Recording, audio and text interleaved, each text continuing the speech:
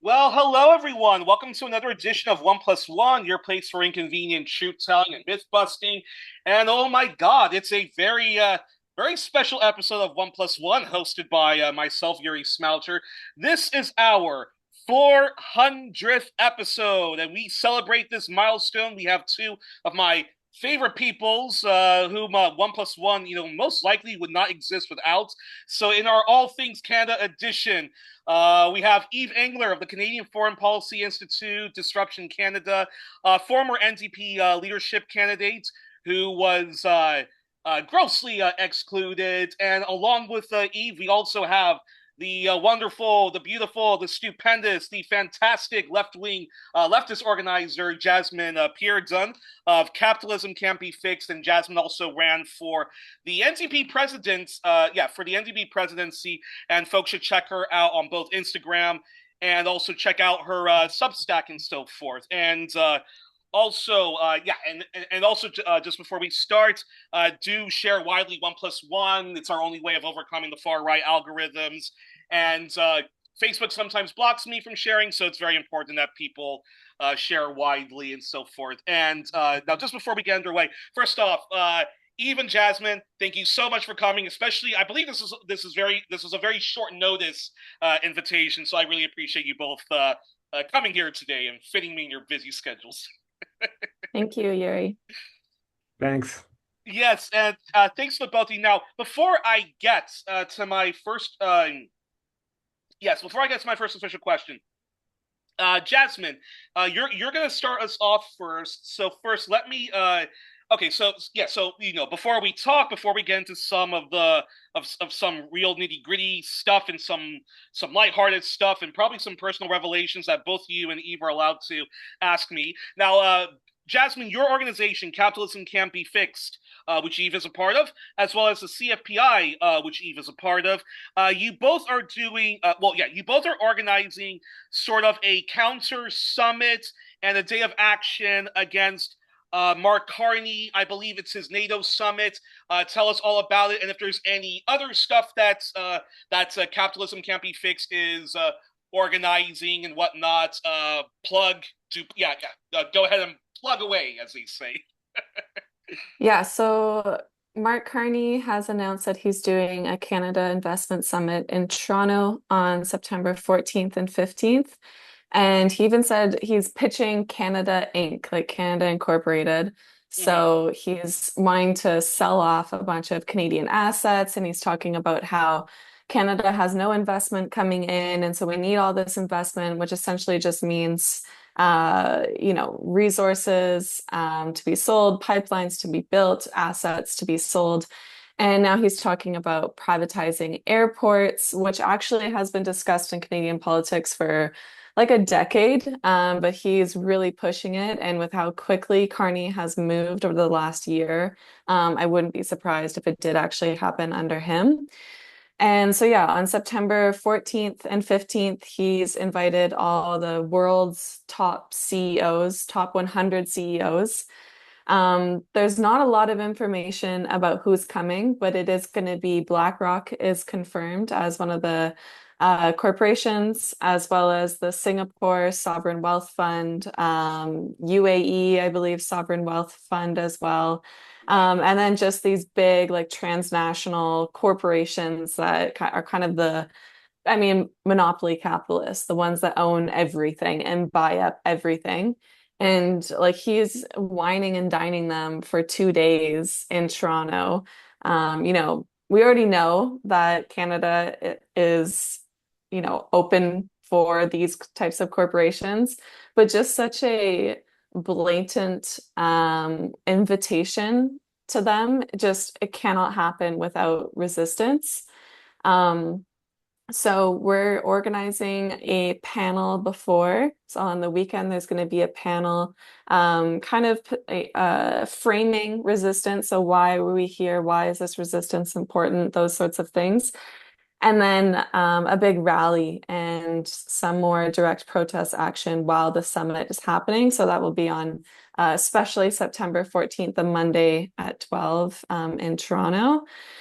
And yeah, so that's what we're organizing right now. there's a lot of resistance that's actually happening across the country, even outside of our group. A lot of, I reached out to one group in BC, and they said that they're in an environmental coalition with other groups that are talking about how they need to send people to Toronto and like show resistance to this. And then we heard of another group that's doing this. So there's a lot of resistance that's starting to get built. And I think that, yeah, it's going to be really interesting to see if we can rally Canadians and really make them understand that this investment summit is not in their interest, Yeah. and that we need to speak out against it at the very least. So yeah, that's what we're working on. Fantastic. I'll make sure to post the links so that folks can register for it, and if folks want to be a part of organizing the days of actions and so forth like that, I'll make sure to post the links to that once this is recorded. Yves, I have to ask you this question before we pivot to other questions that I prepped.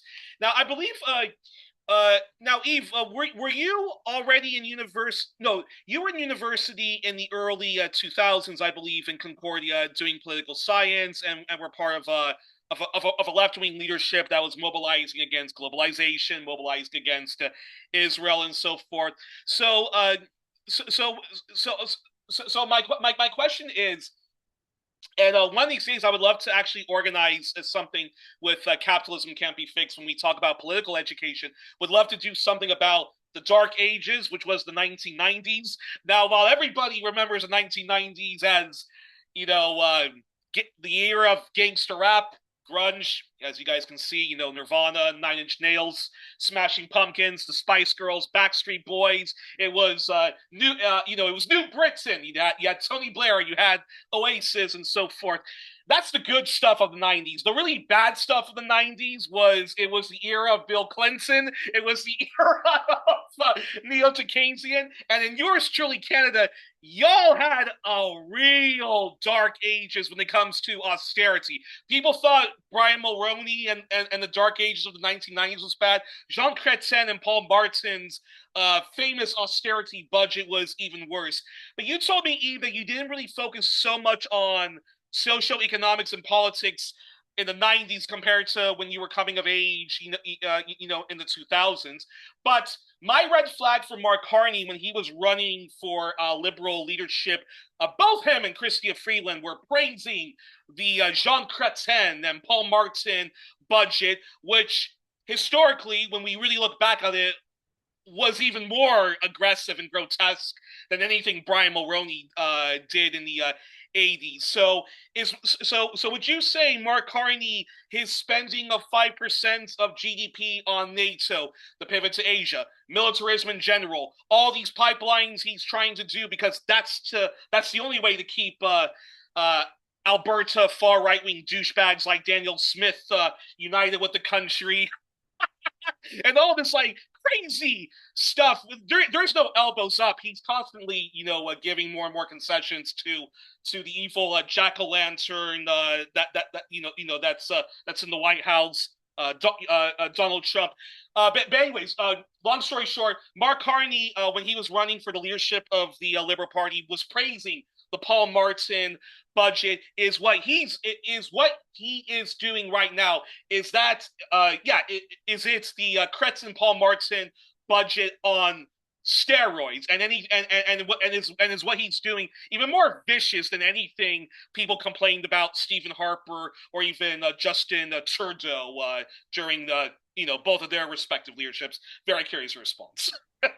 Well, my first response is I saw one of the last Nirvana concerts in Vancouver. They played a couple shows in Seattle, and then they went to Europe, and then Kurt Cobain killed himself. Oh So wow! Lucky that was you, my my man. early mid '90s. But I guess that was '94. But I was not that. I was in '94 I was 15, I guess. So I wasn't that politically conscious in terms of that infamous budget in '95 that Paul Martin came down with, which is where they like cut the federal funding for housing and stuff like that, right? So Canada, my understanding, is the only G7 country that doesn't have federal, or didn't for many decades. I don't know if they arguably they have it now, but didn't have federal funding for social housing. But I don't know, so I can't really compare because I didn't follow political affairs enough at that time. But what I can say is that there is nothing in terms of military spending. There's nothing comparable since the Korean War, in fact, in terms of an increase. I mean, there were periods of time during, I think, around the late 80s, where Canada had a higher proportion of GDP that was being spent on military than today, Mhm. but never 5%. Well, five, I think during the Korean War at 5%, but since pretty soon after the Korean War of the early 50s. So this is a this is unique. I don't know that the cuts on the other side have come in a similar way to Paul Martin's 95 budget. I think that those cuts are probably kind of like coming down the road. And so, uh, yeah, I think that this is a clearly Carney is following a pretty radical militarist path, and it should be opposed. And that is one of the parts. It's not a central part, but it's one of the pieces to this CEO summit that he's hosting in September. McGuinty, the defense critic or military minister, defense minister, put out a statement yesterday or 2 days ago saying that they were going to use this summit to rally different military forces and companies and the like. Unbelievable, but yeah, no, these are very scary times, and again, you know, the Liberal Party once again proves that they are they it's been 5 years now since the late Glenn Ford of Black Agenda Report passed away, and he always called the Democrats the more effective evil as opposed to the lesser evil, and the Liberal Party, I think, once again has shown that they are the more effective evil. So while folks can mobilize against a Brian Mulroney's privatization or any kind of austerity he was about to unleash, you know, again, people foolishly thought that the Liberal Party was going to be their great white hope. I think even some even voted for them as a protest vote against the Brian Mulroney era, and here we are. Uh, the Chrétien government, that was the most savage austerity that Canada ever had, and we're seeing the same thing again. You have a Stephen Harper that comes in, and although I don't have Stephen Harper derangement syndrome, he was fairly uniquely right wing. Not any more right wing than like Kret said. But then here you had Justin Trudeau, the white Obama, and again, more austerity, endless austerity, people going to sleep, and people only starting to protest until it's too late. And then here we have Mark Carney. I just don't get how he managed to convince people that the Liberal Party, again, Liberal Party, this is the party that says that we adopt in America first policy. This is the party that says sorry to Indigenous people, but continues all of the injustice inflicted on Indigenous people. Talks a little bit from the left, but governs from the right. And but nowadays, would you say? In fact, Jasmine, I want your response on this, followed by Eve.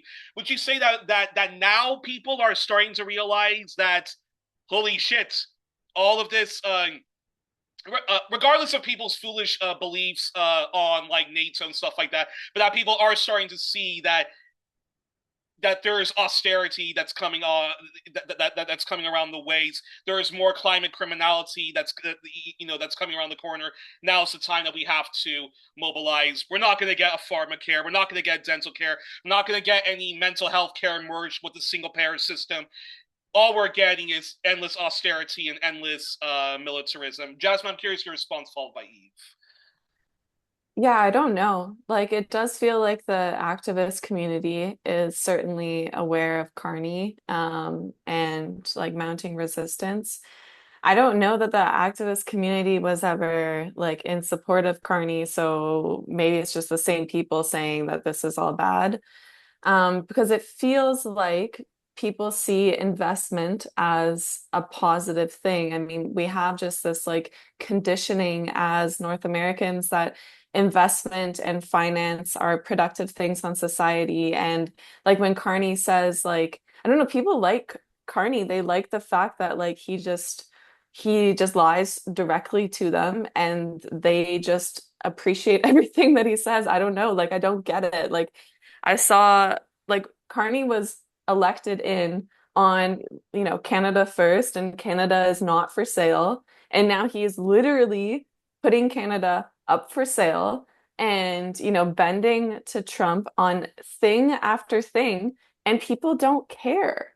And I think that like as Canadians, like I don't know, we're just conditioned to believe that we're so dependent on the US that we have no other choice than to give everything. And when leaders make concessions, it's like, well, what else are we going to do? So they're not really that upset at Carney because they don't feel like they have much of a choice or something. Like I saw a Globe and Mail article today. It says Carney rules out using energy as leverage in US trade talks.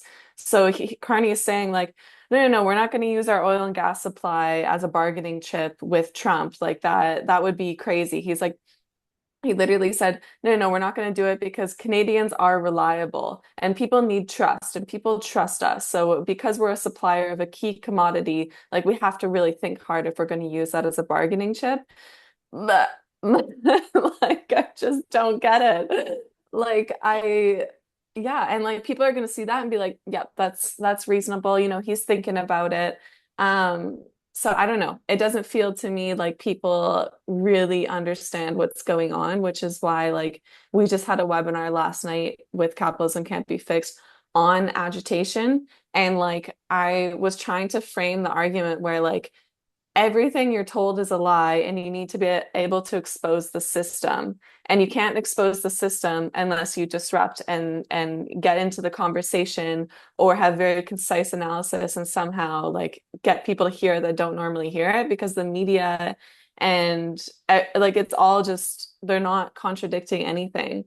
So yeah, that's all I probably have to contribute on that. Well, uh, I'm so glad you mentioned that. But Eve, this goes back to something you said on the Canadian Foreign Policy Hour, which you host every Monday. Folks should subscribe to you so that they can get a notification when you do your critical breakdown of imperialist news. And then there's a Q&A afterwards. And you said when it comes to Mark Carney's insane, we're talking insane military spending. I thought 2% of spending on GDP when Tamara Lawrence came on the show to break it down what 2% spending on NATO means, and she broke it down perfectly. It's a crime against humanity that we even allow that to happen. Now, spending 5% of GDP on NATO and the pivot to Asia, this is a crime against all of humanity. And yet, you were saying that. Oh wait, can you guys hear me? Oh, hold on, folks. Hold on, hold on, hold on. Okay, can you guys still hear me now? Yeah, you're back now. Okay, sorry about that. Anyways, Eve, so you were saying that there is not much in left-leaning outlets, in nonprofit left-leaning outlets, speaking out against Mark Carney's grotesque military spending, which we know where it's going to. War in Iran, lighting Haiti on fire, Rwanda raping, pillaging, and looting Congo, this stupid, endless proxy war in Ukraine, and supporting the most reactionary forces in Japan and South Korea when it comes to the pivot to Asia to contain China. Your response on that? You're muted, Eve. Carney is it's radical militarization. I just realized a week or two ago that there's probably as many Canadian troops in Latvia per capita as there are Canadian troops in Canada, because there's 2,200 Canadian troops in Latvia, and Latvia is like 1.8 million people. And so there would be about 60,000 Canadian troops in Canada. And if you do the math, it works out to Anyway, so that's a small example. That didn't begin with Carney. He has just been increasing that. Having Canadian troops on Russia's border. The structure of the military is to assist the U.S. empire around the world. And back to like the negotiation with Trump. Like I've stated this many times, a really simple thing for the Canadian government to say would be, so long as Trump is threatening annex Canada or, playing hardball in these trade negotiations, whatever, annexation makes more sense. But so long as they're doing that, we're going to pause all officer exchanges with the US. We're going to maybe pause some of the hundreds and hundreds of bilateral military accords with the U.S. Or things like the base in how do you pronounce it, a Noose Bay base on Vancouver Island, that the Canada lets the U.S. submarines fire their torpedoes at and stuff, that we're going to like put some pause on that. And the list goes on, all kinds of Canadian training, U.S. training in Canada, just on and on and on in ways in which Canada assists the U.S. military, but that you would put some like pause on that so long as there's threats of annexation. And in fact, all that's happened is the Americans are the ones that have put a pause with the Joint Board of Defense that was established in 1940, which 3 weeks ago or a month ago, there was some sort of pause put on that. So like when you talk about like Carney and not like willing to sort of use any of the leverage, the very easy leverage, and like this wouldn't cost Canada anything. This would be like if you don't export oil, you won't get paid for the oil, so there will be like an economic cost. But things like these relationships to the U.S. military, that would be cost free. In fact, you'd probably save money, right? Because a bunch of them probably actually cost money to do, not large sums. But um, this is not even on the radar, right? So we're putting huge increase into military spending. Part of the left is justifying that as a response to Donald Trump, to defend Canada from Donald Trump, which is a height of irony because it it's Donald Trump that's pressing Canada to increase military spending. So we're it's a serious contradiction. We're using it to defend against Trump, but Trump's the one demanding us that we do it. And then but they're doing this, these leftist outlets and whatnot, without any kind of like recognition of how the Canadian military is actually structured, which is of course structured to advance US power projection around the world. So when you put more money into the Canadian military, what you're doing is you're putting more money into the US military's ability to dominate the world. Yeah. And that's a whole discussion. Just actually on I guess on Tuesday, Avi Lewis made that point in a relatively good interview with Rachel Gilmore, where I got sent I didn't listen to it, but I got sent the whole transcript about what the military parts of the interview. And he made that point a little bit one place he makes it a little bit, I would say, awkwardly, how he frames, some wording that you might want to reevaluate a little bit. But the basic point is a very important point, which is to a left audience saying, like, you're saying we support this increased military spending as a defense against Trump, but it's Trump pushing for this, and the Canadian military is structured in this way. So this is, I think, you don't need to like scratch the surface very far to look around. You had the only Canadian operational submarine is just involved in this big US-led war game off of Hawaii. You have two Canadian naval vessels from the Atlantic that just launched into go up to the NATO exercises, well, part of the Operation Unifier kind of Canadian NATO target Russia kind of, you look at Canadian naval vessels in the Caribbean supporting Operation Caribe, which is completely tied in to the U.S. supposedly drug interdiction operations there, but U.S. bombing of Venezuelan boats and all that kind of stuff. the whole map of how Canada's military is structured is to advance the US war machine. So, like, you can have an argument that says, okay, we need to fundamentally reform the Canadian military, I would argue abolish, Yeah. and then set up something new that was designed to defend Canada from the only country that could possibly invade, which is, of course, the US. You can sort of like have that discussion, but you can't have a discussion of like, I say nothing about all the ways in which the Canadian military supports the US empire, but I support increasing Canadian military spending as a defense against the US empire. It's just a totally illogical kind of position, but it is a rampant position. And Avi Lewis making that point on Rachel Gilmore, I think, is the first time I've heard him kind of go at that point, which is actually quite an important point for Hmm. the left and liberal-minded people to go at. So, that's a small victory in a big problem.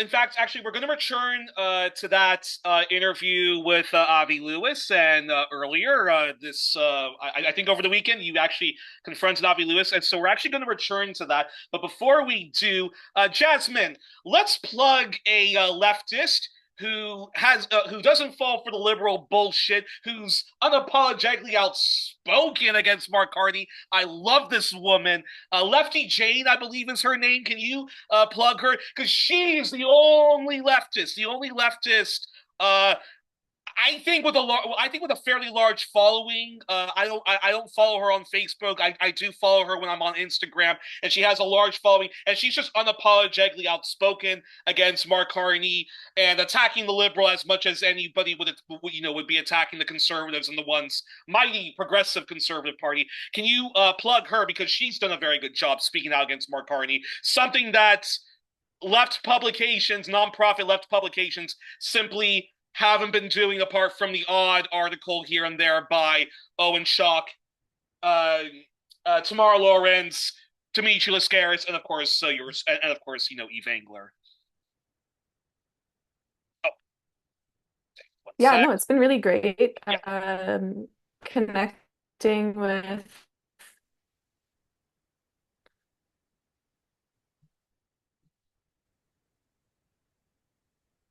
Hey, Oh wait, 1 second. I think you're back. Yeah.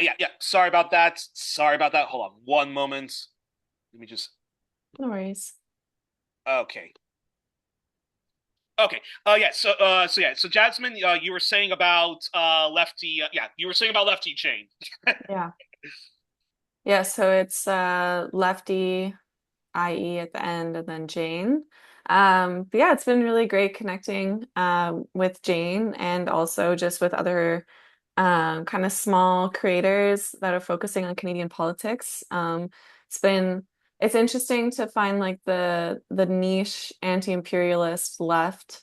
Um, covering Canadian politics as well, because you can be an anti-imperialist, but maybe more focused on, issues abroad and those sorts of things. So it's been nice connecting with Jane, Jag as well. They're both in Toronto.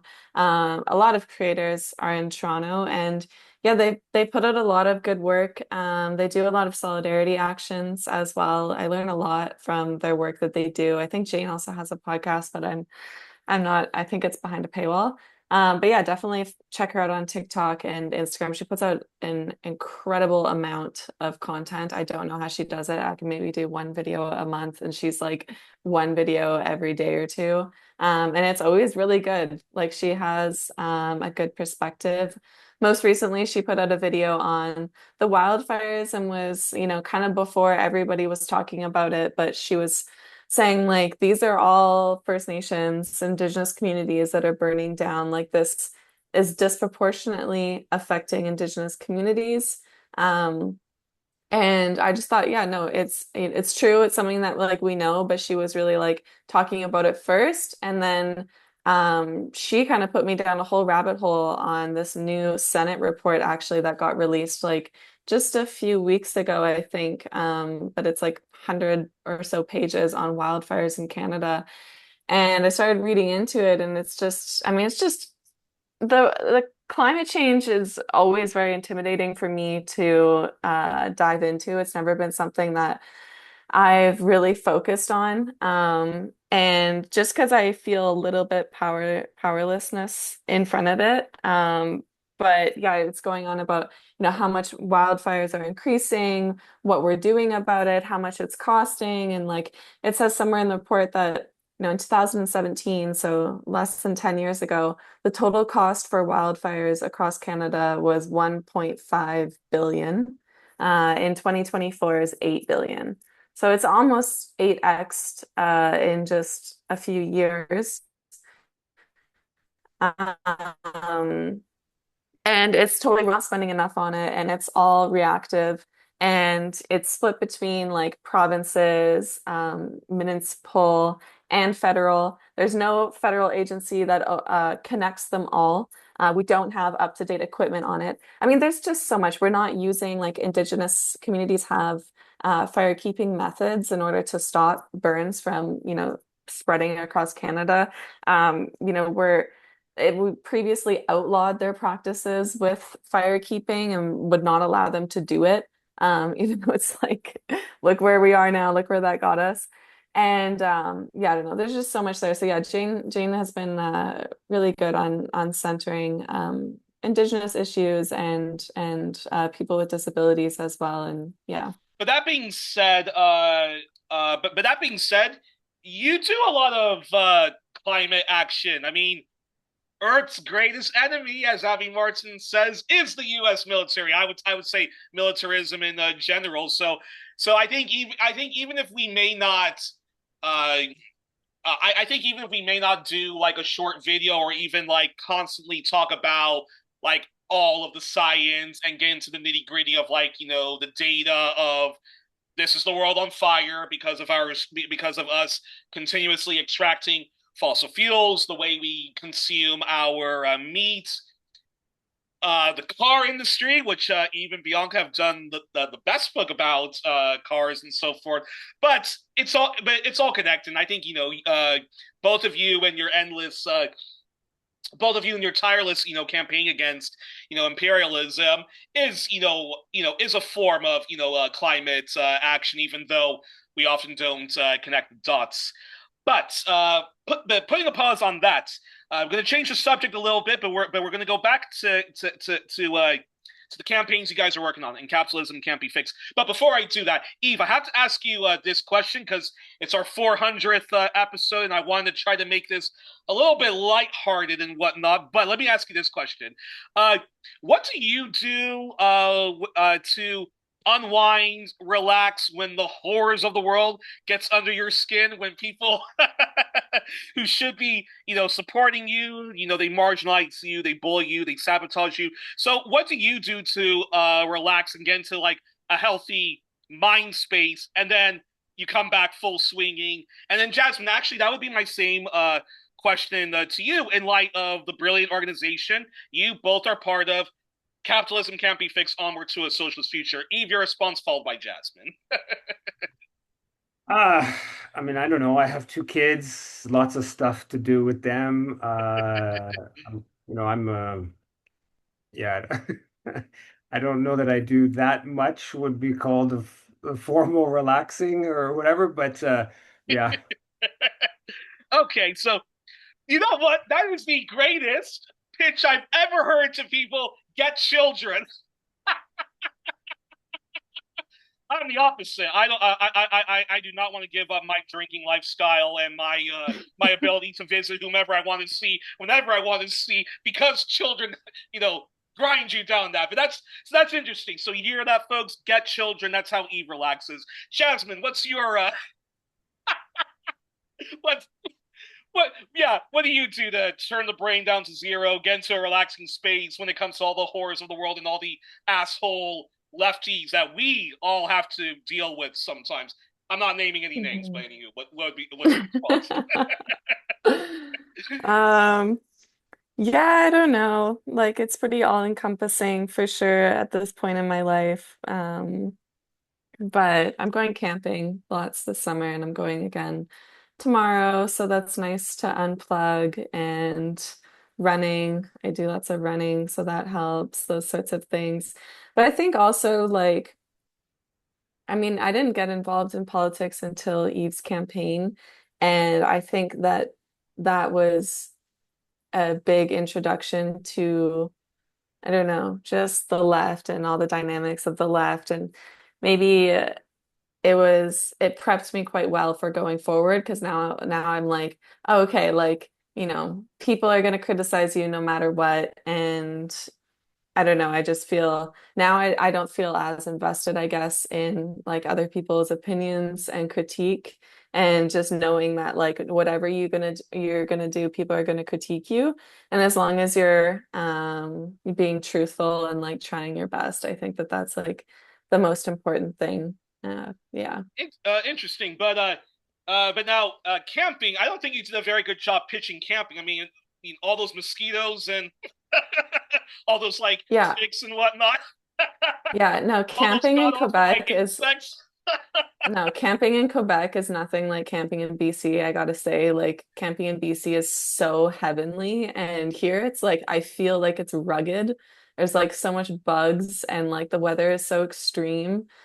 BC is really nice, but it's still nice to just not have service and to, be forced to disconnect and those sorts of things. I know exactly where you're coming from. So that's interesting. But then I have to ask. So then, Eve, I have to ask this question because I know you. Well, anyways, Eve, I know from reading your autobiography and from following you, you do play ice hockey. So let me ask you this question. Now I've always been quite. Well, I you probably can't see me because of like the screen, but like I'm fair. Well, I can be fairly thin, and but in recent years, if I have to be careful how much I eat, how much like beer I consume, how much noodles I eat, because I can like gain like a lot of like weight. So and I don't go to a gym, I don't do any sports. But that being said, could a person like me get into ice hockey, maybe be the goalie, or yeah, but I do have to like do some kind of like formal like exercise to be like a good goalie when it comes to like ice hockey and like not get like my ass kicked by people who are better skilled and more buffed up. Very curious your response, and you're on mute right now.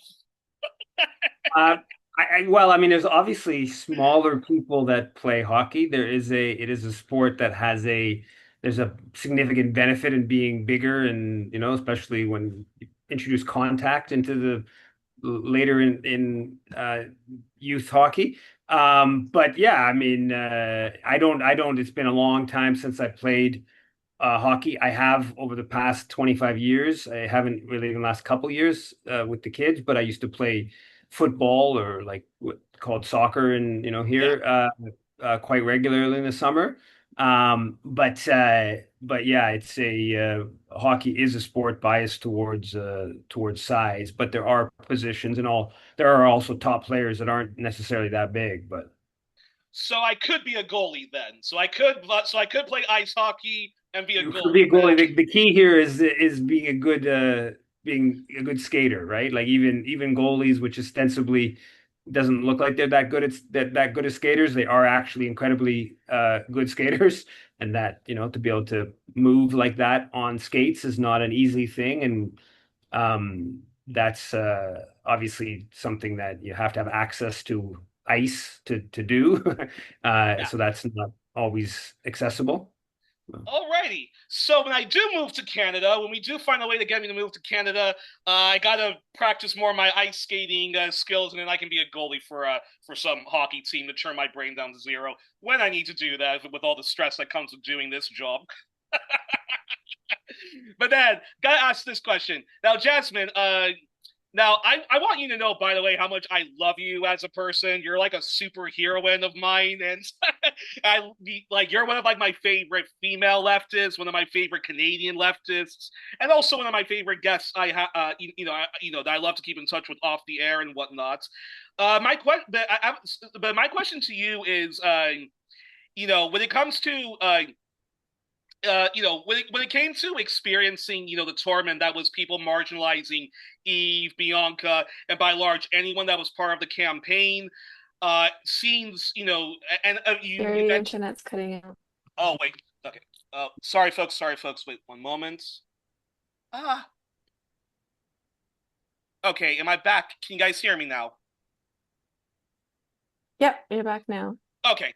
All right. Okay. Let me share this question. So, anyways, when you were part of Eve for NDP leadership and then Bianca for NDP leadership, and you saw folks on the left marginalizing Eve and Bianca, and also the campaign at large, what made you, after all of that, uh, not give in the towel and actually, think I'm not going to let these people discourage me from wanting to change the world?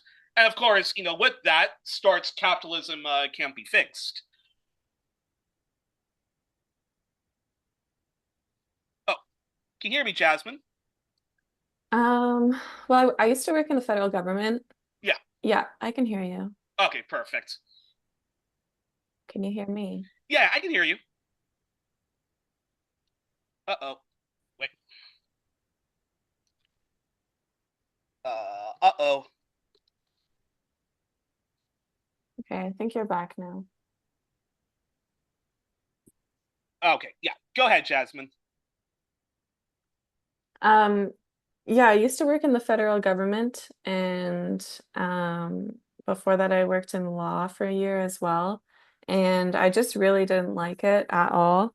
And I had like a really good job working the federal government. Like it's unusual to finish your undergrad and get a job there right away. It usually takes like a while. But it's just such a secure job usually when you get it. And it's like really good pay. It's unionized. It was entirely remote. So I could live anywhere in Canada. So it was a great job and yeah, it was good. But I really hated it because I just felt like I always said like it's the least democratic place that I've ever worked. Like you do your work that's told that you're supposed to do, you hand it off, you make recommendations on what to do, and you get it back like 6 months later and it's completely different. And it's like we shouldn't even do this if this is the way that we're going to do it because like I researched this and this is just a waste of money. And like you give all these recommendations, but it doesn't matter because like in the end, there's a budget and there's a way that they want to do it, and they're just going to make it work that way. So it's like there's a lot of other work that I don't know, it just didn't feel meaningful at all. And that's when I started getting a lot more into politics and like reading a lot more. Yeah. And pretty much just spent like most of my time reading while I was on my job, to be honest. Wasn't very good at it. Um, and so, yeah, I mean, there's not really anything else I would rather do than what I'm doing right now. Like, even though it's all new to me and it's super motivating, and I just feel like what I do matters. And there's so much flexibility as well in like the work that you can do. Like, a lot of what I do is just administrative at the moment. But like, being an organizer, you can hand off the tasks that you don't like doing as much, and you get to be creative in how things happen because there's no rigid way for them to work. So it's I mean, it's a perfect job. It's you know, doesn't pay the best. But I think that's just what, being on the left is like. But yeah, so I mean, I would never ever choose anything else. I mean, I've And worked a lot of jobs and nothing is as fulfilling.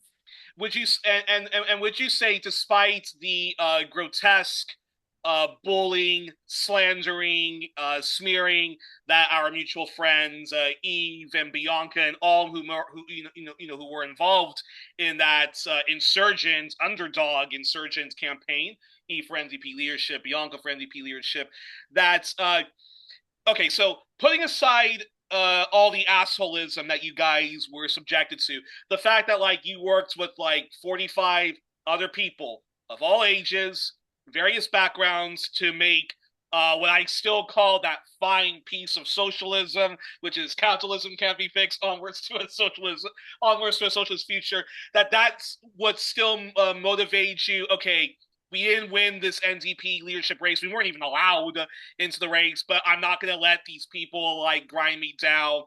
Ergo, let's launch Capitalism Can't Be Fixed as an advocacy organization, as like a place where we can try to unite the best of the left and try to advance yeah, Yeah. try to advance a left wing agenda, even though we have our enemies from within the left who are gatekeepers and opportunists and so forth. Yeah, no, I don't think that it was like demotivating at all, especially because I feel like we've been vindicated in a lot of ways. And I've had like I was really into the NDP world when we were in it and in all these group chats and talking with all of these people. And actually, I've gotten like 3 or 4 apologies from people that were in those group chats now saying like, oh, like the work that you guys are doing is really important. And I'm sorry that I was like so rude to you then and blah blah blah. And like, I don't know, like it would bother me at the time, but like it was only like people didn't necessarily make like personal attacks on like, I don't know, me or something like that. They would just say like I'm brainwashed or I'm a Putin apologist or, there's certain things. But I would say like I feel confident that we're doing what we feel is right. And, a year later I can look back on it and be like, yeah, I feel proud of the things that we did. And if you know that you're on the right path, it doesn't really matter what people say about you. And I think like capitalism can't be fixed is so new. And so it's still yet to be seen how it goes forward. But I think we've started off really strong. And that policy book, I mean, the one that we made last year, like as you know, we're updating it at the moment.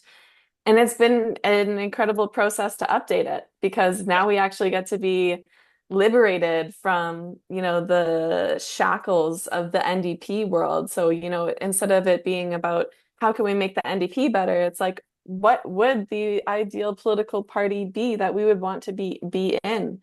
Or just really like embracing the socialism aspect of our platform and making our platform a bit more radical and not holding back and thinking what are other NDPers going to think of this if we include this or that's too radical because now we can just be our own people, not like weighed down by this oppressive, toxic institution. Uh, Um, oh oh, yeah. unfortunately, folks, Eve had to go. As you know, he is a father, so he had to go. But Eve, yeah, Eve, thank you for coming. Thank you so much for coming on the program. So, okay. So, Jasmine, I still have some questions for you, but then I have to ask. So then I have to ask this question then, which is uh, recently, Toronto, Ontario launched its first chapter of Capitalism Can't Be Fixed, and as a humble indie journalist, but also a comrade to you, Eve, Barry, and Bianca, I was. I went to observe, how members treat one another, how the planning is going on. If I can give, advice or whatever, I certainly, wouldn't mind giving my 2 cents. But my question, is this: what's your assessment of how the organization Capitalism Can't Be Fixed is blossoming, and do you think, and do you think it still is very promising? And would you like to see Capitalism Can't Be Fixed if there are more resources going into the organization and proper planning? Any stuff that you would like to do with capitalism can't be fixed. Very curious your response. Yeah, I think like it is really difficult to build an organization and I don't know how to do it.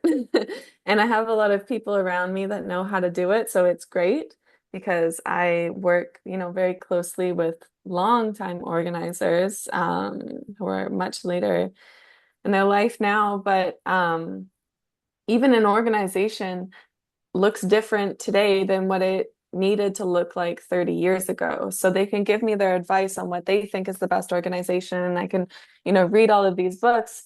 But in the end, like Canada is a really big country and we have social media now and we have all these different applications and softwares. And, what makes sense? Is it good to do stuff online or is it not? Because there's so many algorithms. Is it better to have a small group of people, like maximum 30 people, like how the Communist Party does it, and where they're all different cells across the country not communicating with each other because of concerns over security when, you couldn't be a communist? And so these are all questions that like, can only be trial and error and, learn from other people and talking with other people. So I think we still have a long way to go as an organization as to how we are going to be built, and Toronto is taking the lead on that. I have no, I know a lot of the Toronto people, but it's not me, and I'm trying to stay out of it as much as possible. They have two really great chairs for the Toronto community, as well as a good secretary, and then lots of, members. It's definitely where we have the biggest group, biggest like membership group is definitely in Toronto, which makes complete sense. It's the biggest city in Canada. Um, so I can't really say like whether it's going well or not. I think they're going through growing pains, especially also as we transition from being Yves Engler for NDP to being Capitalism Can't Be Fixed, because some people were really integral to that first campaign who are no longer in this second campaign. And we want like a new generation of people to step forward into this role and build the organization for the period that we're in. But that also means that people like me, younger people who don't have a lot of experience are figuring this out, which means it can be slow, and we're not entirely confident in all the decisions that we make. But I would say overall, we're doing extremely well. Like, I have like concerns and a lot of things and questions and those sorts of things, but I'm extremely impressed at our mobilizing capacity, at the people who have stepped up into leadership roles. Our first campaign is this Confront Carney's CEO Summit.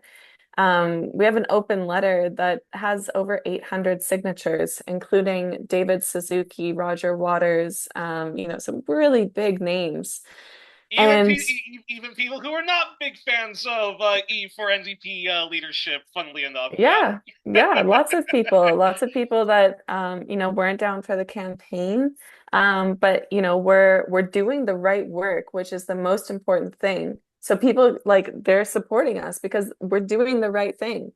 And so yeah, I think like it's really yet to be seen how capitalism can't be fixed is going to grow. But like everything is working out, even though there's so many questions. It's super exciting. But yeah, I would Okay. say like, oh yeah, and then some Yeah. things that capitalism can't be fixed is working on. I mean, we have a lot of different stuff going on. So we have a national policy book, like manifesto type thing that we're redoing at the moment. So that's one thing. We have municipal politics in Ontario and some people who are interested in BC as well. So we're developing a municipal policy platform. We have candidates all across Ontario who are probably going to run on this platform. So we're meeting all the time for that. We have this Carney's CEO summit that we're working on. We're doing, political education every Wednesday. We have a new speaker on. Next week we have Dimitri Lascaris.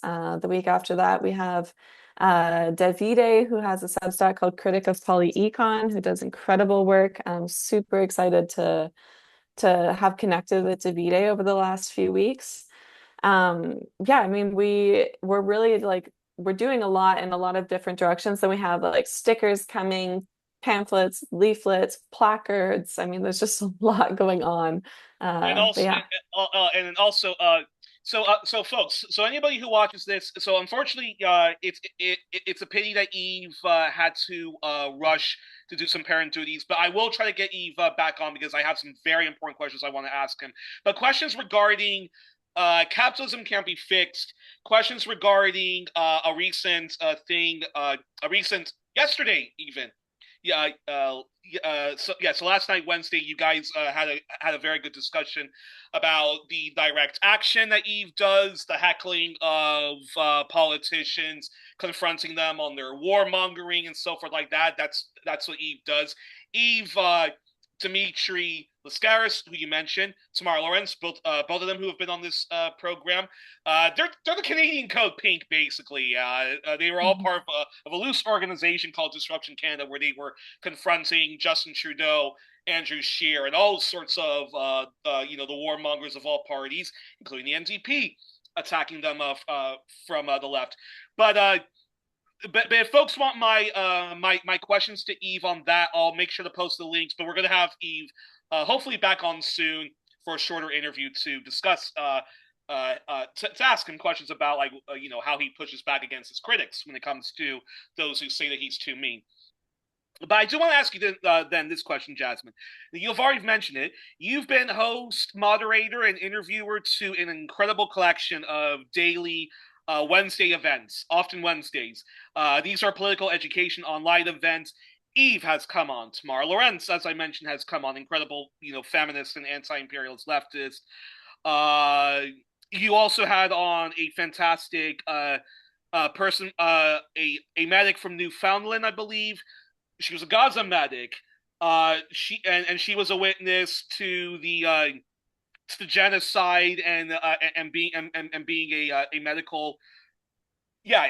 She did frontline work. That was incredible. You had a very interesting indie photojournalist from Canada who's been covering the anti-ICE protests and those detention centers in New Jersey. And then you recently also had people who are resisting AI data censors and demanding more critical information and not just and folks mobilizing against those proposed projects rather than just a blank green light for that. You had two Cuba Solidarity voices that were incredible. And one time we had a private Wednesday event where we all got to talk about mental health, our struggles with it, and stuff like that. That was very moving and very, very personable. I believe it was Jim Douche. What have been some of your favorite moments so far organizing and being a central character to all these incredible Wednesday political education events? Mm. Yeah, I don't know. I really love those Wednesdays. I really do. It feels sometimes they can feel really cozy where it's like all people that I know who attend them, who I've met in person, whether in Toronto, Winnipeg, Montreal. Um, so yeah, sometimes they can feel really cozy and it's like, oh, I'm comfortable with all these people. I can just speak naturally to the camera.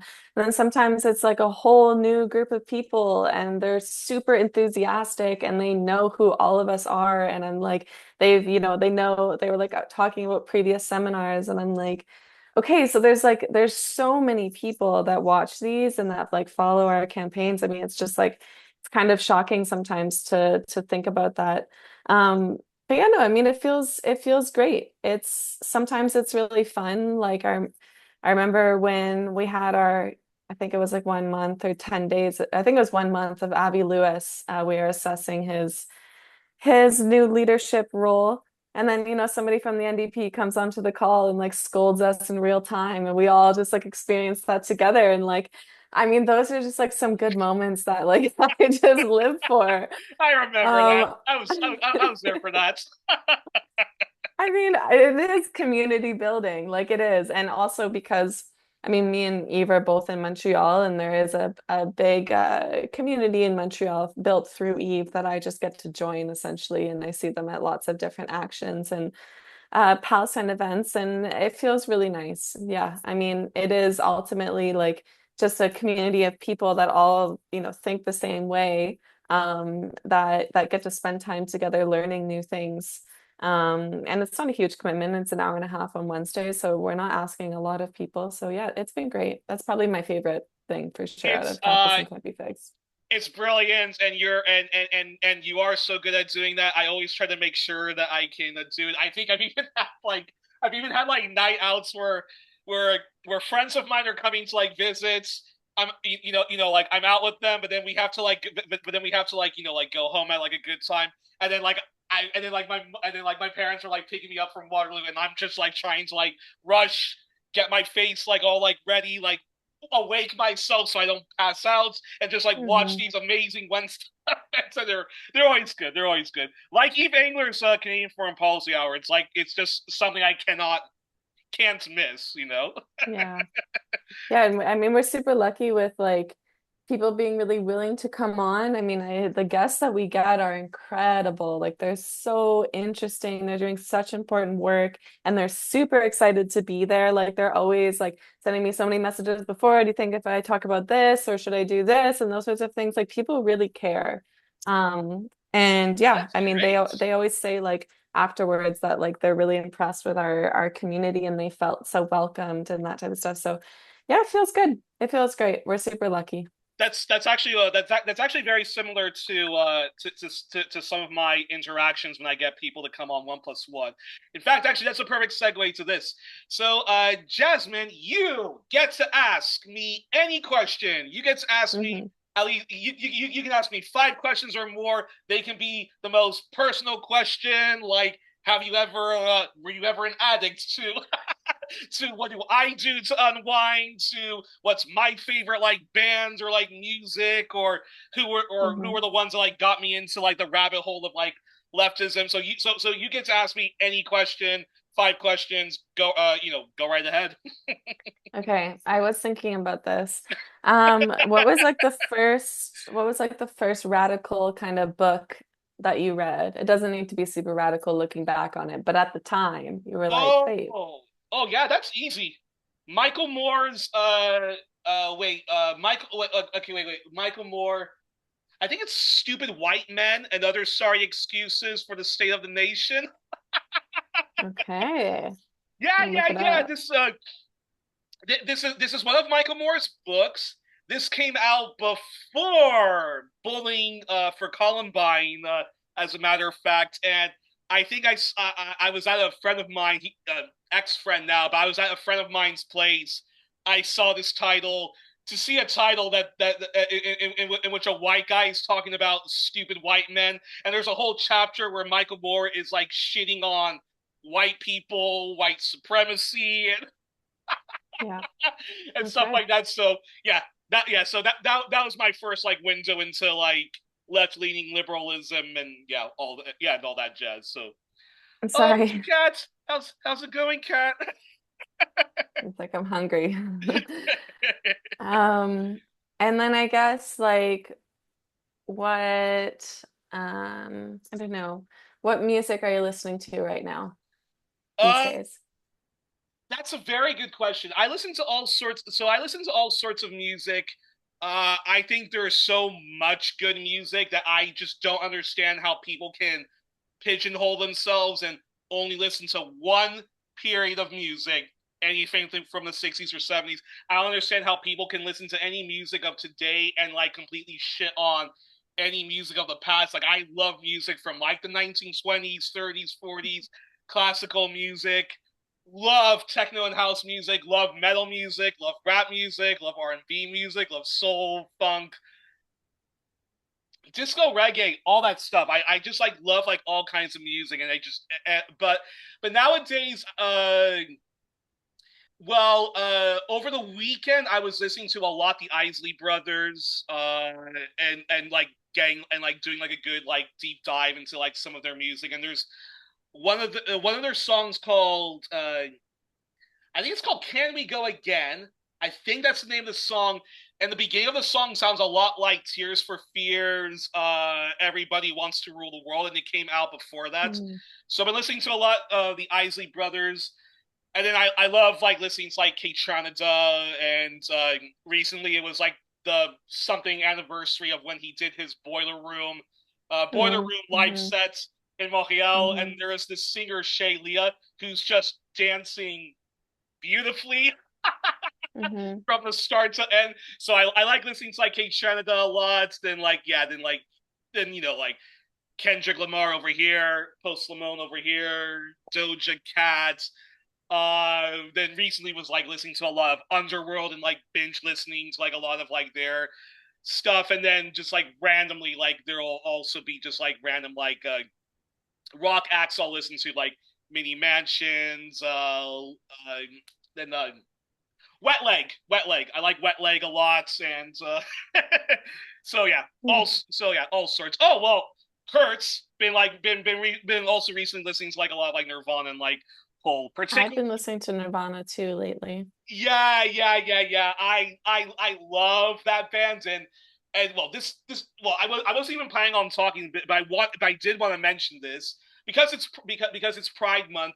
But Kurt Cobain was like ahead of his time when it came to like being an ally to the LGBTQIA plus community, and Hmm. he was such a feminist like ally, and the fact that like he was so like anti machismo, anti like misogyny, anti violent masculinity, and really hated a lot of the sexism and misogyny that does exist in a lot of like rock spaces, metal spaces, punk spaces, anything that's like guitar driven. There's a lot of like sexism, queer phobia, and even like racism, like anti, like non-white like racism. And Cobain like was a breath of fresh air in that he was like very much like against like all of that.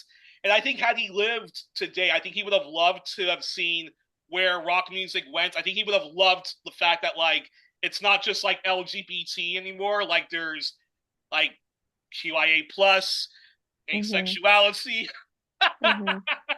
For and sure. non-binaryism. I think Kurt would have loved that, and yeah, no. So I still have like a huge like yeah huge like space huge space in my heart for like Kurt Cobain, and it's a Hmm. real pity that he didn't. Yeah, it's a real pity that he's not with us in this day and age. Absolutely. Absolutely. Okay, and my other question for you is who has your favorite guest been then if it's been 400 Ooh, that's a episodes? tough one. Well, I don't have favorite guests, but I can.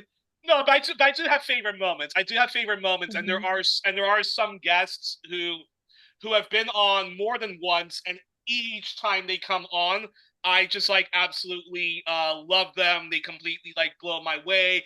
I even find myself like rewatching the interviews because I'm always constantly like learning something new. So Hmm. in that respect, I can definitely give you like a top five. Eve definitely is one of them. Literally, I think like without Eve, there probably like wouldn't be like a 1+1. Mm, that's so And I think sweet. yeah, yeah, yeah, and I think like with Eve, it started this whole trend of like all things like Canada and and so and I think even if you look at like my playlist, all things Canada, we have interviews with Dimitri, interviews with you, interviews with Barry Weisletter, uh, Hmm. Tamara, Al Jones, and but I know for a fact Eve is probably like the guest I've had on the most of like all the Yeah. guests. Abiomi Ezekwe is giving him like a run for his money. So yeah, so definitely like Mm. Eve. Abiomi Ezekwe, I've been doing a whole Africa series with Abiomi. And what's great about Abiomi is not only does he know everything and anything about each single African country, the region, so forth, but there's times like, we'll go off topic and he'll give me like a breakdown of like current events and like historical issues. And so there's times I've had like Abiomi on and it's like there's big stuff like happening and then like I'll ask him like, is there a possibility I can keep you on for longer to talk about the war in Iran, Palestine, so forth. And Abiomi's like, yes, sure, no problem. That's nice. Very generous. So yeah, Eve, Abiomi, Jared Ball, who is a fan favorite. Everybody Yeah. loves it when like Jared comes on. I mean, the conversations I've had with Jared about black capitalism and why and when he explains why black capitalism does not work, he really does break down about how capitalism itself is a failed system. I mean, yeah, if you're a rich asshole and stuff like that, yeah, of course, like it's great for you, but for the vast working people, and especially like if you're a marginalized group, capitalism is not a system. So Jared has been great. Well, People love it. I Yeah. listened to your one with Jared. I'm not sure, but I don't know which one it was. But he said something really interesting on it where he had like a epiphany moment where he was like, part of like being a Marxist is like trying to make other people take on the identity of being a worker and like convince them that they are the working class.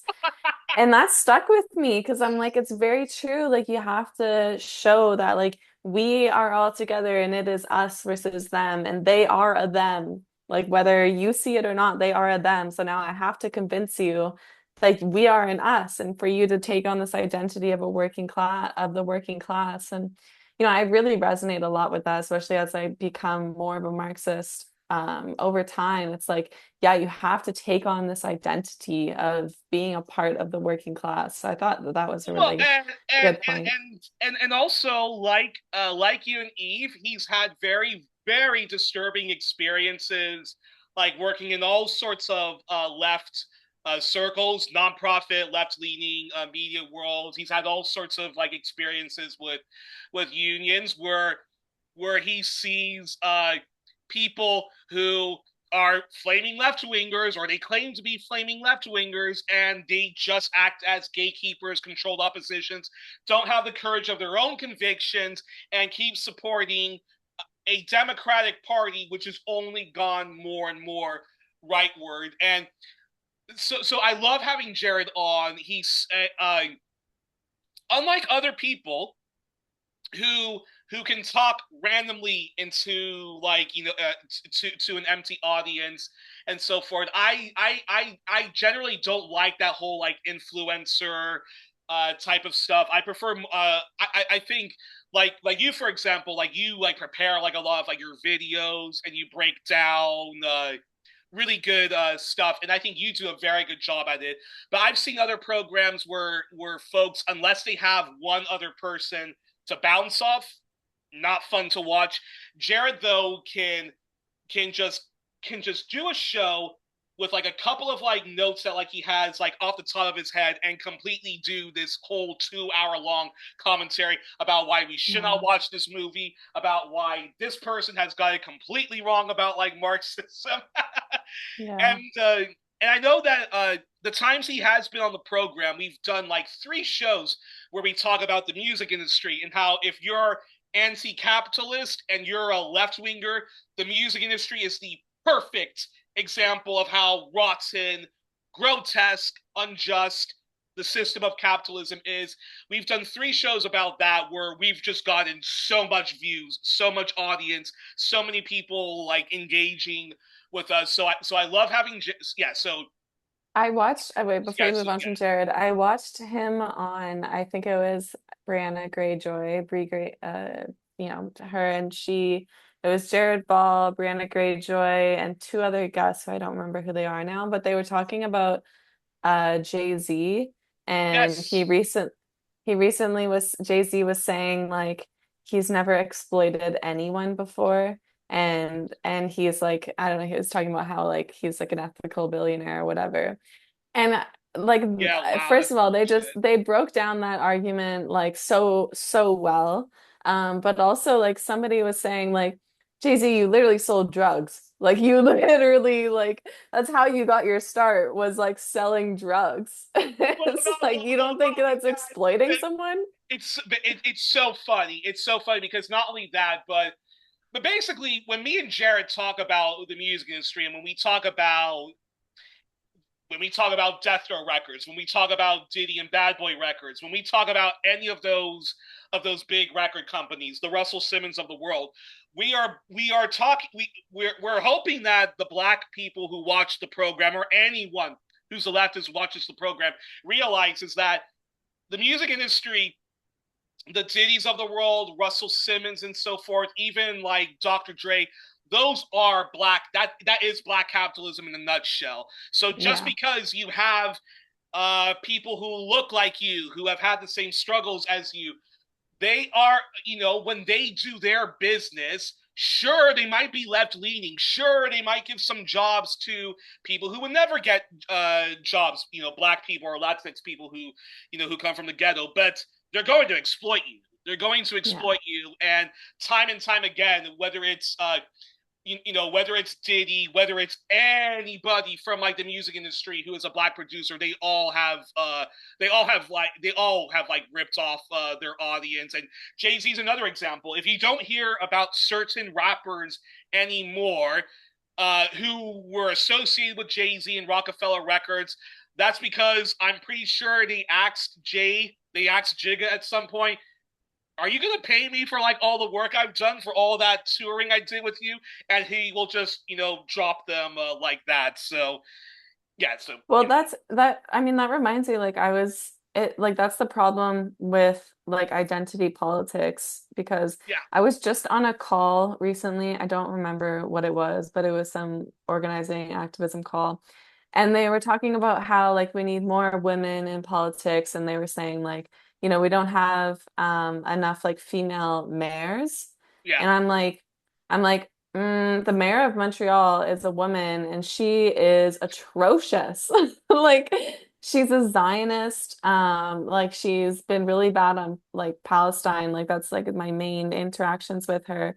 But I mean, she was a part of the liberal government before this. Like eh, you can't look at people's like outward facing Yeah. identity and be like they're my ally just because they look like me.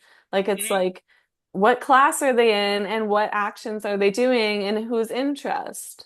Like So yeah, I don't know. in England for example, uh, Keir Starmer, who's no longer the prime minister, but his like health secretary was a guy called Wes Streeting, and I didn't even know that he actually was gay or was part of the queer community, but he was very vicious towards like the trans community and every single like anti-trans lobby that trans women have to be in separate rooms and trans men have to be in separate.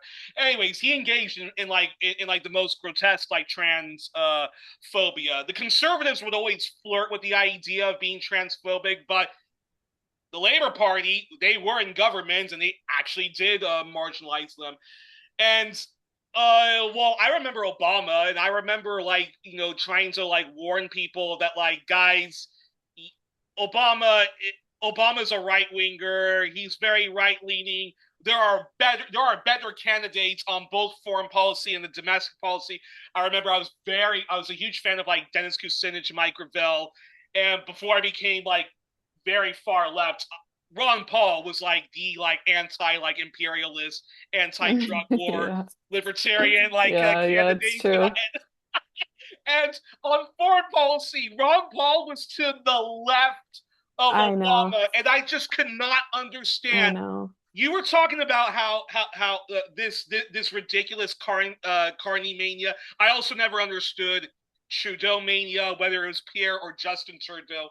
I never understood Obama mania, and I was called like a self hating black man in my own family for not supporting Obama because and I saw all the red flags. I had no idea he would be that much of an asshole when he governed Yeah. his war on whistleblowers, but I was vindicated. Like I was vindicated. I just didn't realize how much of a I'm right pretty wing he sure is. Yeah. Yeah, I'm pretty sure Jared Ball like does some work on Obama and Oh, he also has. He I definitely has. yeah, and then also Norm Finkelstein. I mean, people have issues with Norm. I don't know exactly the extent to all his issues, but his book, Burn Bridges or whatever, like I'll burn that bridge when I get to it on Obama is so good. Like it is so petty, it is so good. It just completely destroys Obama. I highly That's recommend it. okay. That's interesting. But another topic for another day. But another topic for another day. Jared has done some very good like criticisms of Norm from the left. Even had Norman Finkelstein on. I mix what I like. Even had like even had Norman Finkelstein on the show to like push back against some of his more problematic criticisms of like identity politics and stuff like that. But yeah, so I should listen to that because I'd be really interested. I mean, Norm is definitely problematic. Like you hear Norm speak and like, that infamous video of him with like the crocodile tears. Do you know the one where he's calling out yeah, the yeah, yeah, crocodile yeah, tears? yeah, yeah, Like yeah.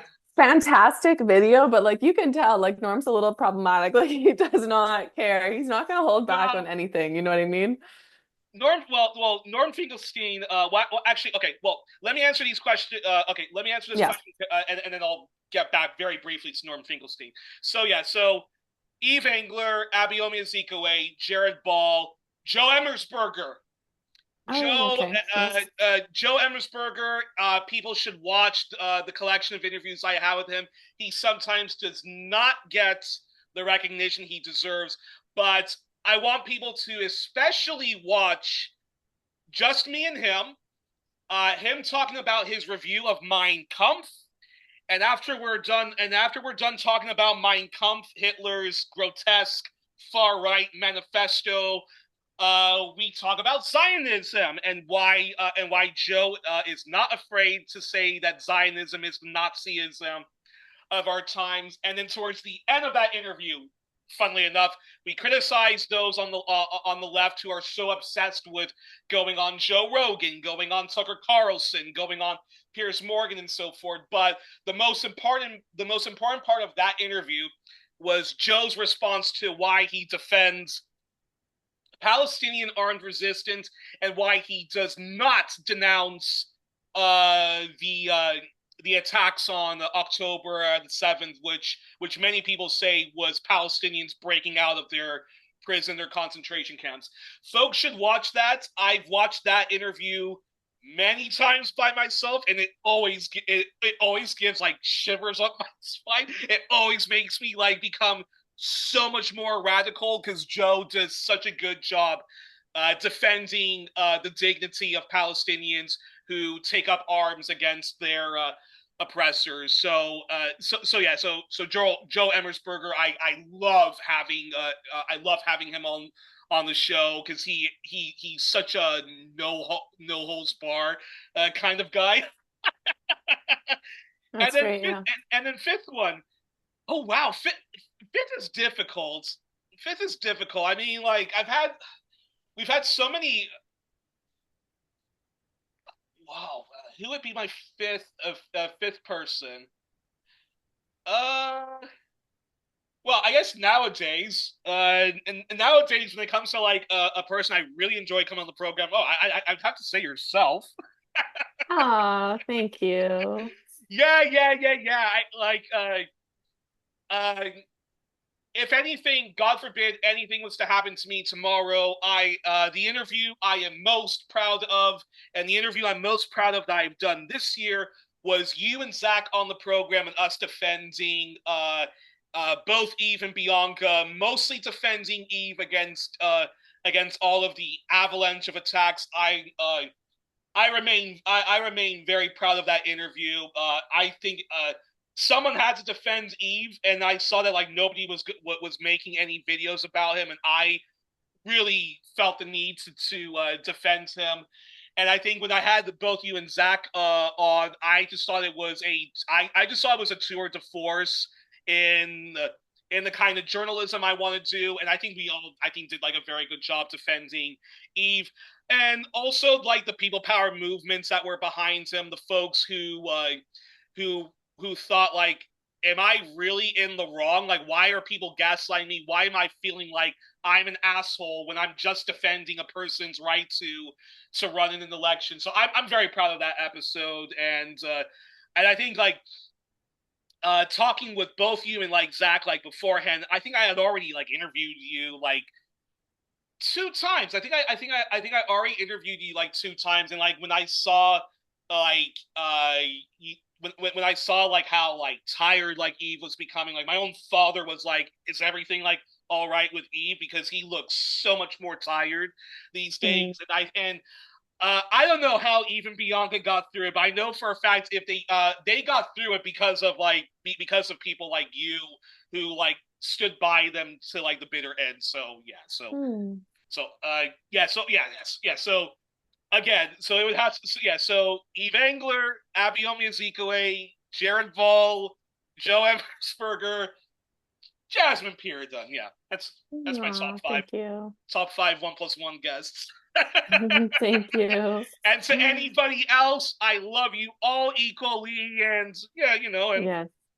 Yeah, so yeah. Very good. Well, I But, should probably head out pretty soon. yes, yes, Um, yes. Oh, yeah, and then yes, very briefly, I have to mention this about Norman Finkelstein. He came on Yves Engler's Canadian Foreign Policy Hour a long time ago, really? back when Eve used to sometimes invite guests on the program, and one of his very early guests was Norman Finkelstein to talk about, Zionism, the weaponization of the Holocaust to silence people. And I got the chance to ask a question to Norman Finkelstein at the end of the program, and I basically asked him. It's a question I often ask Americans, especially when they come on 1+1. If I get the chance to ask them on another platform, Eve has encouraged me to always ask this question. So I asked Norman Finkelstein, you talk a lot about settler colonialism. What do you think it's going to take for the broad American left, people power movements to show more urgent solidarity to Native Americans, indigenous Hawaiians, and Native Alaskans? And Norman Finkelstein was talking about how nuclear war with Russia is way more on his radar, and blah blah blah. The gap between rich and poor, that's what keeps him up at night. Israel, Palestine, obviously that's what keeps him up at night. So yeah, no. So he was saying like the Native American issue, that's not on my radar, and we have to like basically deal with that like another time. And Mhm. I didn't get angry at him. I did not cuss him out. But I've had heard a version of that coming from other people. Aaron Matze also kind of said like a version of that on Eve's show when I got the chance to ask him a question.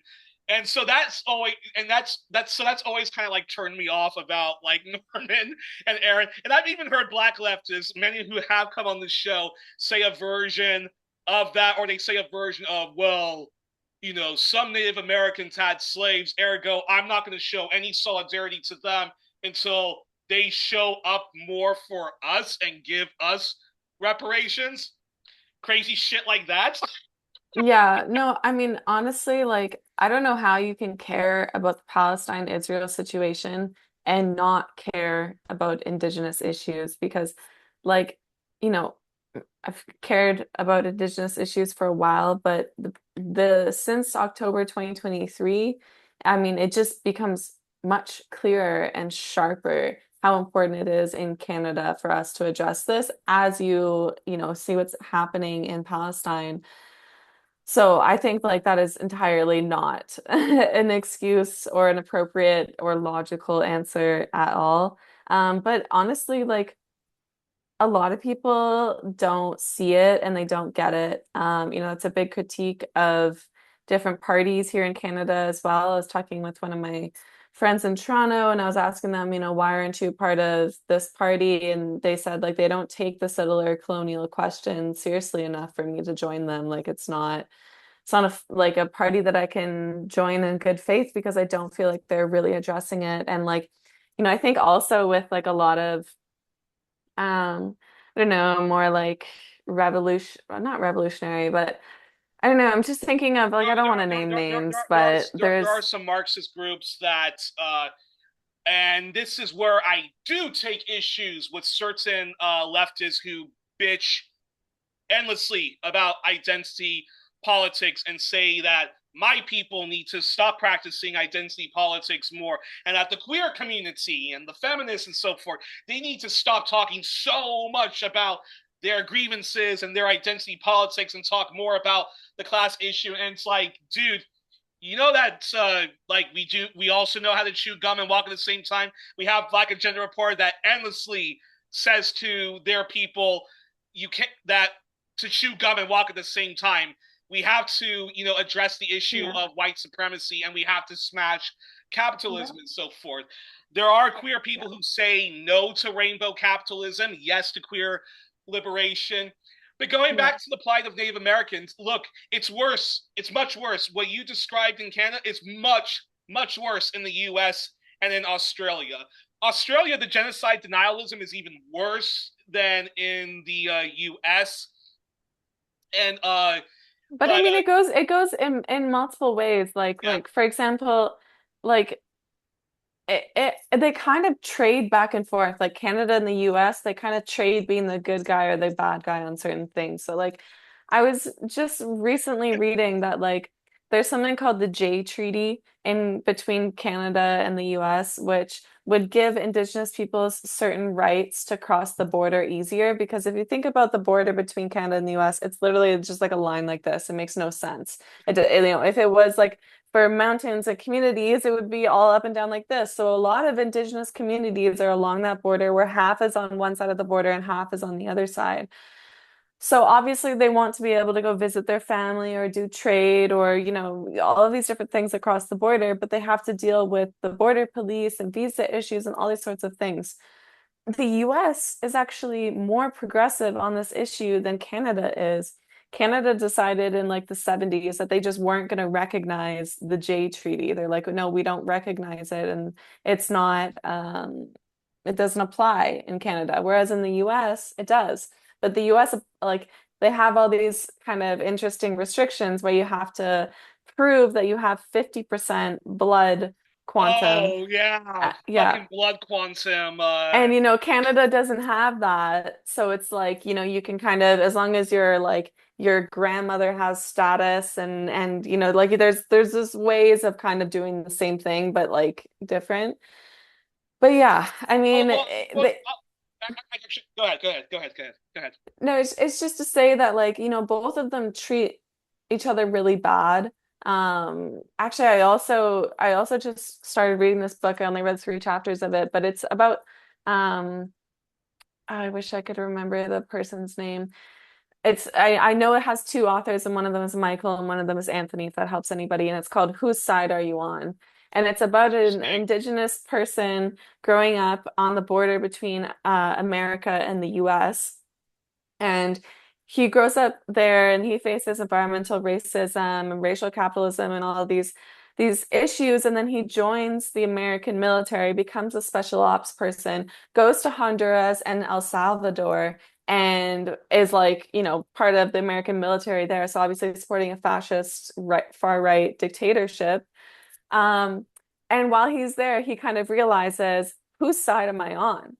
And he's realizing there's these Marxist groups that are fighting back, and he's like kind of conflicted. And then he comes back and he becomes you know, I wouldn't say a Marxist, but he comes far, far, far left and starts doing a lot of work on the border between America and the US, or sorry, America and Mexico. And because a lot of migrants come through that border and they come through his reserve, and if something like 50% of all the migrants that come through their reserve die. And all the deaths that happen on that area, like 50% of them are on the reserve. Wow. And so he starts putting out like water stations on this reserve because he's like, okay, well, people are dying. Like, this is crazy and this is our land. We need to do something about it. And then his reserve uh, essentially tells the FBI on him, saying, like, look what he's doing because he's helping the migrants. So then more migrants start coming this way rather than avoiding going through the reserve. They start coming through the reserve more because they hear there's water stations. You know what I mean? So then the people on the reserve are like, we don't want all these migrants coming through. Because maybe they bring crime or whatever, they're in a desperate situation. But anyways, a Wow. crazy story. I don't even know why I started talking about this now that I'm thinking about it, but it was just like so, so, so fascinating. Well, I would love to cover more the plight of Native Americans, and I remember Eve told me even on 1+1. I even like I brought him up like that's a bit fucked up, like what Norman and like Aaron said about the plight of like Native Americans and so forth.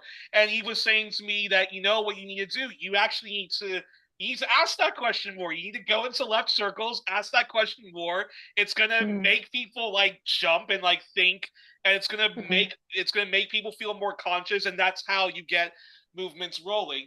I yeah. it's always fascinating comparing and contrasting settler colonialism because, well, I'll break it down like this: having covered a lot, having having covered the plight of the Aboriginal people in Australia and having Aboriginal friends, both Robert and Selena Eggington, who y'all at the CFPI and Capitalism Can't Be Fixed have to invite Robert and Selena on in the future. There needs to be Okay. way more solidarity between all of these left outlets, especially those who care about the plight of Indigenous people. They, when I went to Western Australia, Perth, to visit Robert and Selena, who are featured they're featured in John Pilger's documentary, the last documentary he did on the plight of Aboriginal people. Like Robert was saying to me that it's a depressing state of affairs where there's an Aboriginal misleadership class that, props up the Labor Party, who are like lesser evil, I guess, to like the Hmm. liberal national coalition, who are like, that's the like Republican and conservatives with like Australian accents. But he was saying, but there was a referendum on like a voice to give Aboriginal people a constitution amendment that says that like this is stolen land. We recognize that we are on the lands of like Aboriginal people, and it was held to a referendum and it lost. Mm. And a majority of Aboriginal people, although there were some that also voted against it, but a majority of Aboriginal people voted for it. And Robert was, and then apparently the demographics were in that a large majority of Indian Australians, Chinese Australians, also voted against this like very mild reforming of like the Constitution. And then Robert was Mm. like saying to me, I used to think that it was all white people that were racist. Now I know that it's all Australians. It's all multiracial, multicultural Australia that are racist. And he was just saying that you have people like you have people that sort of acknowledge like the plight of like Native Americans in the U.S. Whereas here, like in Australia, you have people who deny that there was genocide. They even deny that there was like stolen generations. And my friend Marika says, as long as that's there, there is no better days like coming. Like if people just have that rabid genocide denialism, there is no conversation to be had. So I would like that. I would love if like Australia gets to the point New Zealand is at. There's lots of problems with like institutional racism, but like in New Zealand, like there is like some kind of social mobility with like Maori people. There's some efforts like in like encouraging to like speak the Maori language and stuff like that. In Canada, there is acknowledge of the past, and there's some leftists that really do show urgent solidarity to the plight of Native Americans. And I would like America to get to that level that like Canada is at. But at the end of the day, there needs to the kind of like urgent solidarity that people show towards anti-imperialism, that people show towards Palestine, that people show towards climate change, like Native America. Like anyways, like we have to address the plight of Native Americans, and there ain't, and I just don't. Yeah, and yeah, that's my 2 cents. I think there's a lot of attention on the plight of queer people in the U.S., on the plight of undocumented people, on the plight of Black people, on the plight of Latinx people. There is no like you go to any like of even the best left circles, best left web events, they'll be talking about settler colonialism, this, smashing apartheid, that. We have to show solidarity to the majority indigenous people of Peru and Bolivia. And then I'm always like wondering, like, are you guys going to like also like acknowledge like the plight of like Native Americans? And it's just like Yeah. see no evil, hear no evil. Why should we even Well, do like yeah. a land acknowledgement? So Yeah. There is like, this superficial touching on it with like land acknowledgement or saying like and indigenous peoples. Like it'll just kind of be this like add-on at some point. Um, but really like it does need to be centered a lot more. You just look at their material conditions, the prison population, the conditions that they live in, Yeah. their work, the amount of unemployment, homelessness, drug Life addiction, expectancy, highest rates of life suicide. expectancy, suicide. Yeah, like it's literally so shocking. And it's just like our society makes it very invisible, especially like it's much different Quebec to BC. In BC, it's a lot more acknowledgement and integration with some First Nations. In Quebec, I really find that I don't know, I really don't see a lot of Indigenous peoples here in Montreal, compared to living in Vancouver. It feels different. Um, but yeah, no, there needs to be a much better, and I'm guilty of this as well. Like it's not like I'm perfect on this either, but like it is something that we all like as a movement need to center and like commit to learning more as like a first step, for sure, which is why like I chose my thesis topic for university is on Indigenous issues, because it's just like something that I feel like is super important. Oh, nice. And by the way, and the grass is not greener on the other side of Europe. If you go to the Nordic countries like Nor yeah, Norway, Sweden,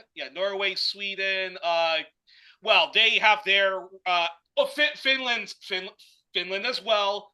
Parts of Yeah. Russia. There's a discrimination against the Sami people. Mhm. There's a discrimination against the Sami people, and then Denmark has their settler colonial grotesque institutional racism towards the indigenous Greenlanders. So folks should never Mhm. think that like, oh, Denmark treats their indigenous people so much better than the no. So yeah, Yeah. so there needs to be much more urgent solidarity, even in Europe when it comes to the Sami people, when it comes to like the Roma traveler people, and yeah. So that is one thing I would love to do more on 1+1. I would love to cover more the plight of all indigenous people. I've tried reaching out to many indigenous voices, but just gone people who've declined, and yeah. Mhm. I should probably head off because I have another meeting in about 45 minutes and I want to eat Alrighty. dinner. Well, that's a I think that's a perfect place to close. Actually, just before we close, Jasmine, anything you want to plug and remind our audience before I close the show? Yeah, I have a big call to action, which was September 14th in Toronto at 12 p.m. at City Hall. This is not going to change, so tell all of your Toronto friends, every single person you know, all the organizations. We all need to be there on a Monday at 12. I know it's tough, but yeah, this is really important that we show some resistance. So maybe call in sick if you can. And then yeah, just check out all of our social media at Capitalism Can't Be Fixed everywhere.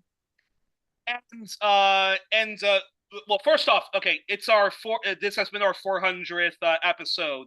So first off, Eve is not here, but I do want to thank Yves Engler of the CFPI, Canadian Foreign Policy Institute, Disruption Canada, former NGP leadership bid member, 25 to 26, and he is also a member of Capitalism Can't Be Fixed.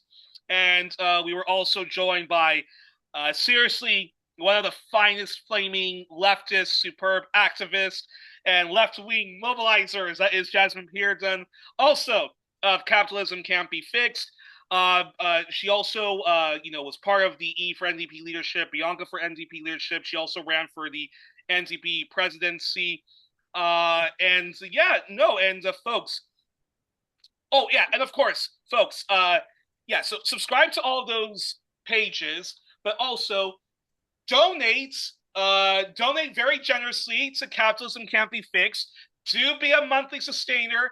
Believe me, it's money well spent. You can drop Spotify. All the free music is on YouTube anyways. Be a monthly sustainer. That way, Jasmine gets paid for all of the wonderful, tireless free labor she often does, and if we're all like a monthly sustainer, hopefully, we can pay Jasmine 1,000 Canadian dollars a month, and with and if you put and of course, capitalism can't be fixed needs money. So if folks complain that there's not enough this going on, not enough that going on, not enough attention to this, well, folks, donate generously, and then you know Who knows? Hmm. And also, folks, donate to 1+1. Be sure to share.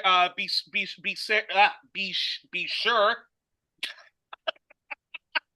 to donate to us. Share widely 1+1 because Facebook sometimes blocks me. Also, support my friend Chris, the eclectic radical, who's facing unemployment. His situation has gone very urgent. Until then, good night and good luck. Jasmine, again, thanks to both you and Eve for coming on the program. And now it's time for us to talk off the air before you have to go off. And so, ciao till then, everybody. Bye.